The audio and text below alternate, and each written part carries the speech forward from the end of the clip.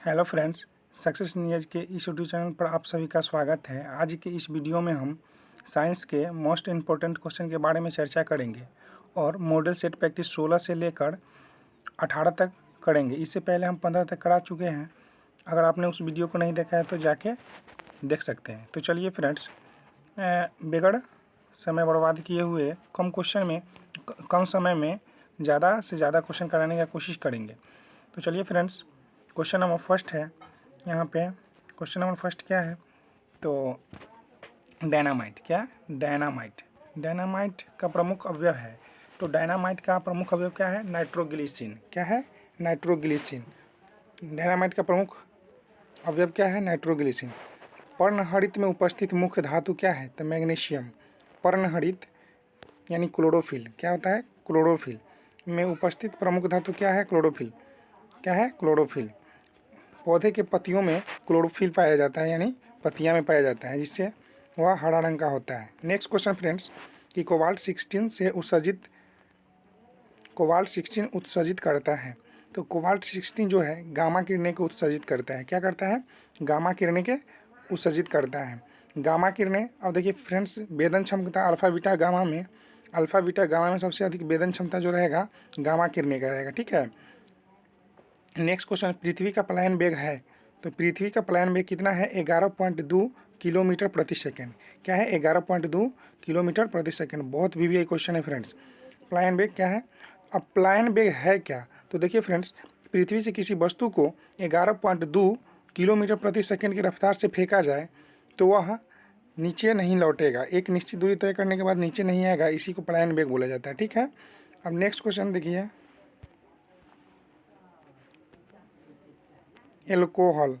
Alcohol का प्रयोग किस तापमापी में किया जाता है? तो -40 डिग्री सेल्सियस के नीचे के ताप मापने के लिए एल्कोहल का प्रयोग किस तापमापी में किया जाता है? तो -40 डिग्री सेल्सियस से नीचे ताप मापने के लिए। अब यहाँ पे ताप मापने के लिए, तो अब ताप मापने वाला उपकरण को क्या कहते हैं फ्रेंड्स? तो तापमापी बोला जाता है। ठीक है। हमारा शरीर का जो ताप है वो थर्मामीटर से मापा जाता है। हमारा शरीर का सामान्य ताप जो होता है 37 डिग्री सेल्सियस में होता है।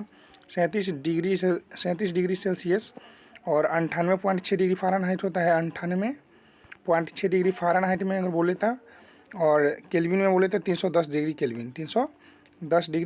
केल्विन होता है। अब चलिए फ्रेंड्स, 100 डिग्री सेल्सियस जो होता है 212 डिग्री फ़ारेनहाइट के बराबर होता है। कितना? 100 डिग्री सेल्सियस 212 डिग्री फ़ारेनहाइट के बराबर होता है। और 100 डिग्री सेल्सियस 373 केल्विन के बराबर होता है। कितना? 373 केल्विन के। ये फैक्ट याद रखिएगा। ये जो क्वेश्चन है 212 डिग्री फ़ारेनहाइट बहुत वीवीआई है, अक्सर एग्जाम में पूछे जाते हैं। चलिए फ्रेंड्स, नेक्स्ट क्वेश्चन क्या है? नेक्स्ट क्वेश्चन है कि क्या है, ऊपर चलिए। हाँ, ओ माय गॉड। हाँ, किसी पदार्थ को गर्म करने पर क्या प्रभाव पड़ता है? तो किसी पदार्थ को गर्म करेंगे तो आयतन बढ़ जाता है और द्रव्यमान नियत रहता है। क्या है? आयतन बढ़ेगा और द्रव्यमान जो है क्या रहेगा? नियत रहेगा गर्म करने पर। ठीक है। नेक्स्ट क्वेश्चन फ्रेंड्स, ध्वनि की चाल किस पर निर्भर करती है? तो ध्वनि की चाल माध्यम की प्रत्यास्थता का घनत्व पर निर्भर करती है। ध्वनि की चाल किस पर निर्भर करती है? तो ध्वनि की चाल माध्यम की प्रत्यास्थता तथा घनत्व पर निर्भर करती है। अब चलिए फ्रेंड्स, ध्वनि की चाल की अगर बात है तो ध्वनि की चाल होता कितना है? तो वायु में होता है, विभिन्न माध्यमों में ध्वनि की चाल अलग अलग होता है। ठीक है। तो वायु में याद रखिएगा 332 मीटर पर सेकेंड। क्या? 332 मीटर प्रति सेकेंड होता है। ठीक है। ध्वनि की चाल सबसे अधिक होता है ठोस में। किस में होता है? ठोस में। उसके बाद क्या होता है? उसके बाद गैस में, नहीं सॉरी, ठोस, उसके बाद द्रव में, उसके बाद गैस में। ठीक है। उसके बाद द्रव में, उसके बाद गैस में। नेक्स्ट क्वेश्चन फ्रेंड्स, सबसे अधिक ध्वनि का चाल माध्यम के किस अवस्था में होती है? अब यहाँ पे देखिए फ्रेंड्स, आ ही गया। सबसे अधिक ध्वनि की चाल माध्यम के किस अवस्था में होती है? तो ठोस अवस्था में, फिर द्रव अवस्था में, फिर गैस अवस्था में। ये देखिए, ठोस अवस्था में, द्रव अवस्था में और गैसीय अवस्था में। नेक्स्ट क्वेश्चन फ्रेंड्स, समान आंख की दूर बिंदु को कितना होता है? समान आंख की दूर बिंदु कितना होता है? अनंत। अब देखिए फ्रेंड्स, इसमें आपको सोचने वाली बात है कि समान आंख का दूर बिंदु कितना होता है? तो अनंत होता है। और पूछेगा कि आँख की स्पष्टतम न्यूनतम दूरी कितना होता है, तो 25 सेंटीमीटर, यानी 25 सेंटीमीटर से कम अगर होगा तो वस्तु दिखाई नहीं देगा, झिझिलापन लगेगा। आप देख लीजिएगा यहाँ पे, यही वीडियो देख रहे हैं तो इसको देख लीजिए, नीचे करके देखिएगा तो नहीं दिखाई देगा। चलिए, तो आँख की यहाँ पे दूर है, क्या है, दूर बिंदु कितना होता है, अनंत, जिसका कोई अंत नहीं होता है, वहाँ तक हम सब देख सकते हैं। नेक्स्ट क्वेश्चन फ्रेंड्स, प्रकाश का सबसे अच्छा प्रवर्तक किसे माना जाता है, तो समतल दर्पण को। प्रकाश का सबसे अच्छा प्रवर्तक किसे माना जाता है, तो समतल दर्पण को। क्या, समतल दर्पण को, समतल दर्पण को, समतल दर्पण को माना जाता है फ्रेंड्स। चलिए यहाँ पे नेक्स्ट क्वेश्चन, नेक्स्ट क्वेश्चन है फ्रेंड्स, इंद्रधनुष का निर्माण किन किन क्रियाओं के द्वारा होता है, तो इंद्रधनुष का निर्माण, इंद्रधनुष है क्या, तो फ्रेंड्स ऊपर जो प्रकाश थी वर्षा जब होता है, वर्षा जब होता है तो आप देखते होंगे कि 7 कलर में डिवाइडेड होता है, 7 कलर में, तो उसी को बोला जाता है इंद्रधनुष। अब देखिए इंद्रधनुष कब दिखाई देता है, तो प्रकाश का पूर्ण आंतरिक परिवर्तन के कारण दिखाई देता है, ठीक है। प्रकाश के पूर्ण आंतरिक परिवर्तन के कारण, अपवर्तन के कारण और वर्ण विक्षेपण के कारण, ठीक है, दिखाई देता है। प्रकाश के पूर्ण परावर्तन के कारण, अपवर्तन के कारण और वर्ण विक्षेपण के कारण। नेक्स्ट क्वेश्चन फ्रेंड्स, प्रकाश का प्रकीर्णन किस पर निर्भर करता है, यहाँ पे देख लीजिए, ये प्रकाश का प्रकीर्णन जो है किस पर निर्भर करता है, तो तरंग दर पर। क्या है, तरंग दर पर। तरंग दर का अगर बात है तो तरंग दर, देखिए किस रंग का तरंग दर सबसे अधिक होता है, तो लाल रंग का। क्या होता है, सबसे अधिक तरंग दर किसका होता है, लाल रंग का, रेड, और सबसे कम होता है बैगनी रंग का, बैगनी रंग का, ठीक है।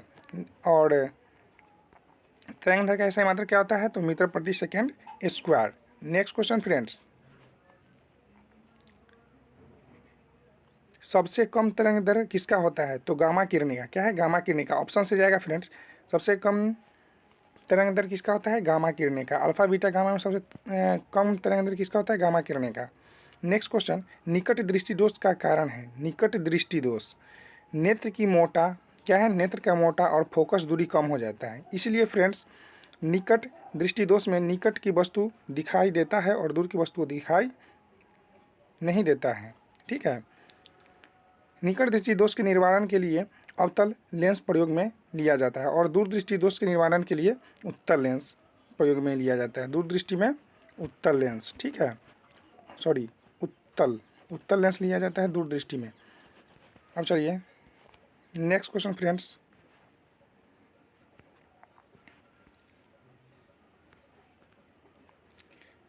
अर्धचालक पर ताप का क्या प्रभाव पड़ता है, अर्धचालक पर ताप का क्या प्रभाव पड़ता है, तो सबसे पहले फ्रेंड्स जान लीजिए कि अर्धचालक होता क्या है।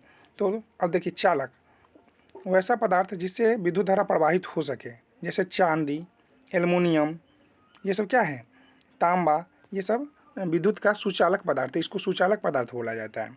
और कुचालक पदार्थ किसको बोलेंगे, जिससे विद्युत धारा प्रवाहित नहीं होता है, जैसे एस्बेस्टर, फिर से उसके बाद लकड़ी ले लीजिए, कागज़ ले लीजिए, ये सब विद्युत धारा प्रवाहित इससे से नहीं होता है। अब इन दोनों के बीच का जो पार्ट हो जाएगा, जैसे चालक और कुचालक के गुण विद्वान रहेगा, उसको कथी बोलेंगे, अर्धचालक। अर्धचालक यानी सेमी कंडक्टर उसको बोला जाता है। तो अर्धचालक का उदाहरण क्या है, तो अर्धचालक का जो उदाहरण है सिलिकॉन एवं जर्मेनियम। क्या है, सिलिकॉन एवं जर्मेनियम, सीलियम और कार्बन, ये सब क्या है, अर्धचालक का उदाहरण है। सिलिकॉन, जर्मेनियम, सिलेनियम, कार्बन, ये सब अर्धचालक का उदाहरण है। अब देखिए अर्धचालक कह रहा है कि अर्धचालक पर ताप का क्या प्रभाव पड़ता है, तो ताप बढ़ेगा तो चालकता बढ़ेगी। क्या, ताप बढ़ेगा तो चालकता बढ़ेगी और घटने पर घटती है। अर्धचालक की ताप अगर बढ़ेगा तो चालकता बढ़ती है और घटने पर घटती है, ठीक है। नेक्स्ट क्वेश्चन फ्रेंड्स,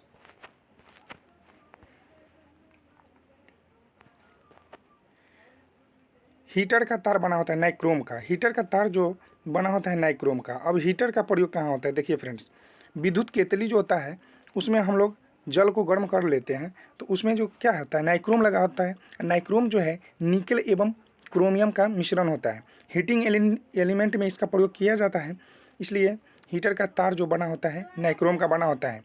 प्रोटॉन का भार इलेक्ट्रॉन के भार से, क्या, प्रोटॉन का भार इलेक्ट्रॉन के भार से कितना गुना होता है, तो 1836 गुना।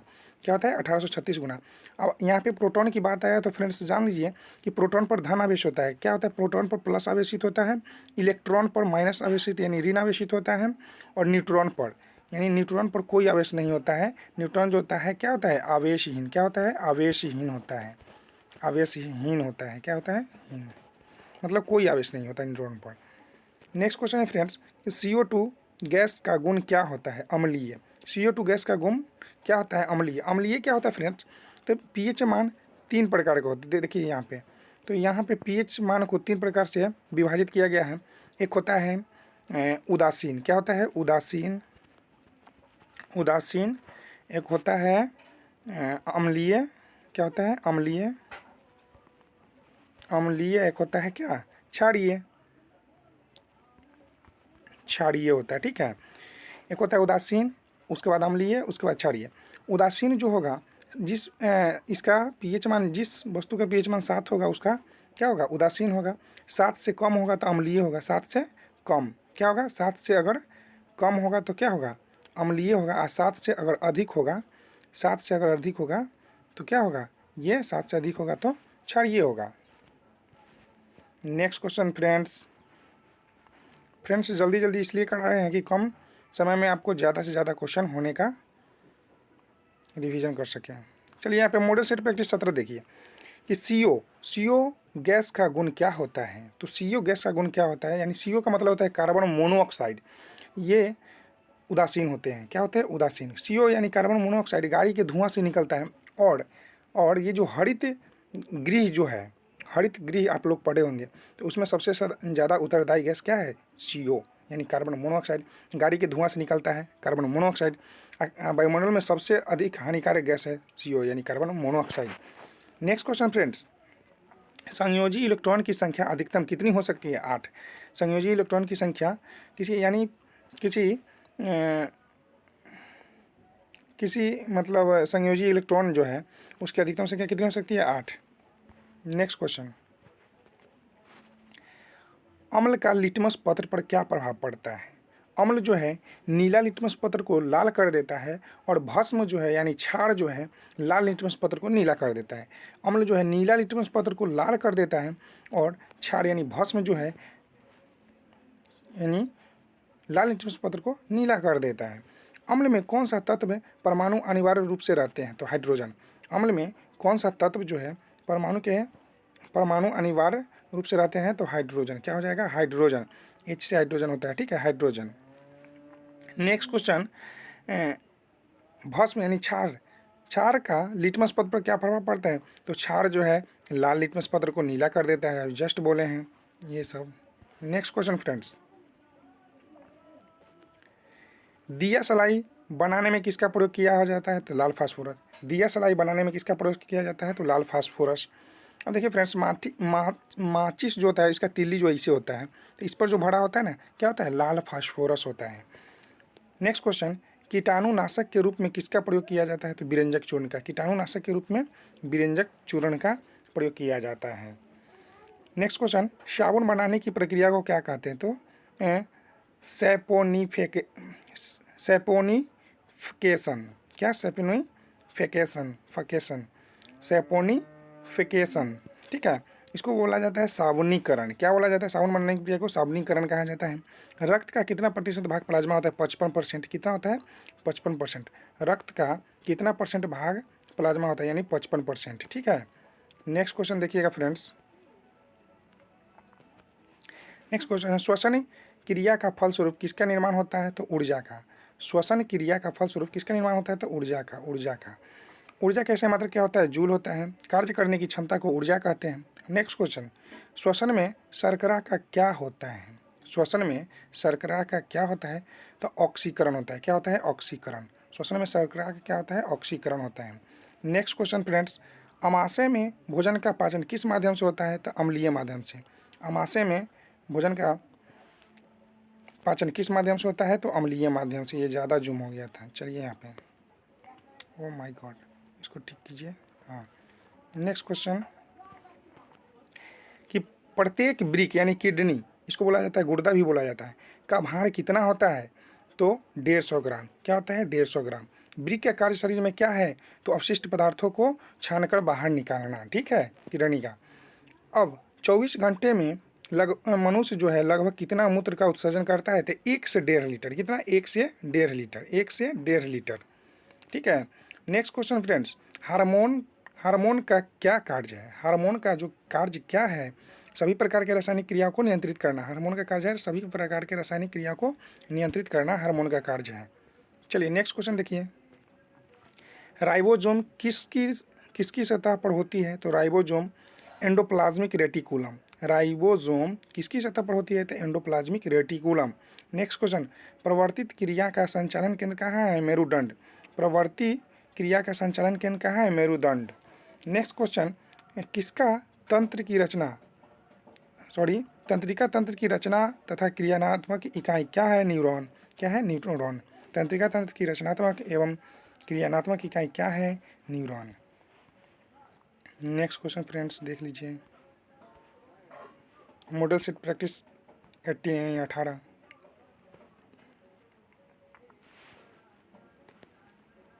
इसको ऐसे कर देते हैं, जूम हो जाता है फ्रेंड्स, पता नहीं क्या है। चलिए यहाँ पे देखिए,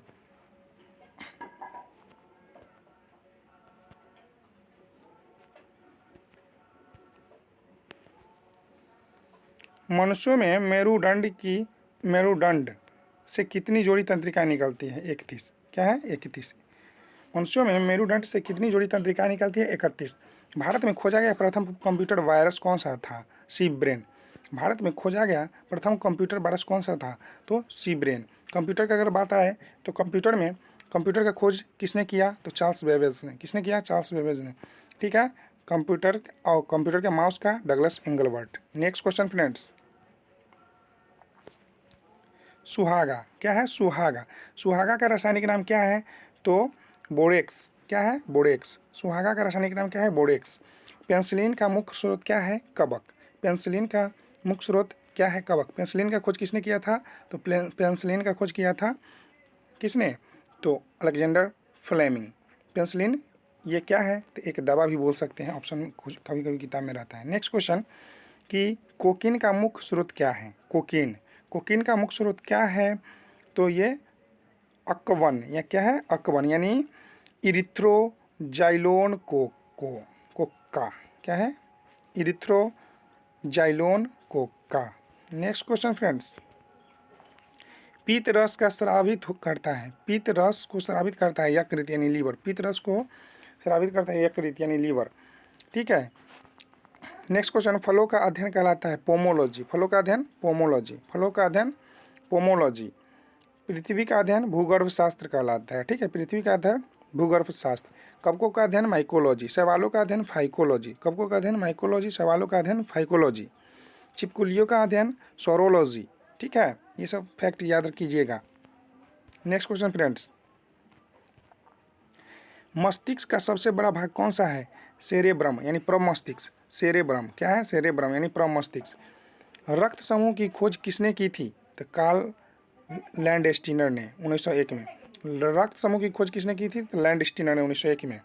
रक्त समूह की खोज किसने की थी? तो लैंडस्टीनर ने 1901 में। रक्त समूह की खोज किसने की थी? तो लैंडस्टीनर ने 1901 में। Next question friends, next question चलिएगा,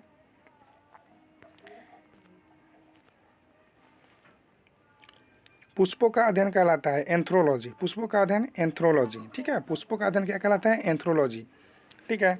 नेक्स्ट क्वेश्चन, लैक्रिमल ग्रंथि स्रावित करती है आंसू को। आंसू को कौन स्रावित करती है? लैक्रिमल ग्रंथि। रबड़ है एक प्राकृतिक बहुलक। रबड़ क्या है? एक प्राकृतिक बहुलक। रबड़ है एक प्राकृतिक बहुलक। नेक्स्ट क्वेश्चन फ्रेंड्स, ब्रह्मांड में सर्वाधिक मात्रा में पाया जाने वाला तत्व है हाइड्रोजन। ब्रह्मांड में सर्वाधिक मात्रा में पाया जाने वाला तत्व क्या है? Hydrogen. Next question, safety lamp के आविष्कारक कौन है? सेफ्टी लैंप के आविष्कारक जो है हेम्फ्री डेवी। कौन है? Humphrey Davy. सेफ्टी लैंप के आविष्कारक कौन है? Humphrey Davy. ठीक है। नेक्स्ट क्वेश्चन, समुद्र की गहराई किस यंत्र से मापी जाती है? तो फेदोमीटर। समुद्र की गहराई किस यंत्र से मापी जाती है? फेदोमीटर। फेदोमीटर से समुद्र की गहराई मापी जाती है।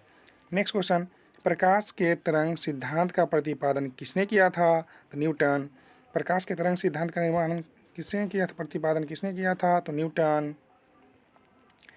Next question friends,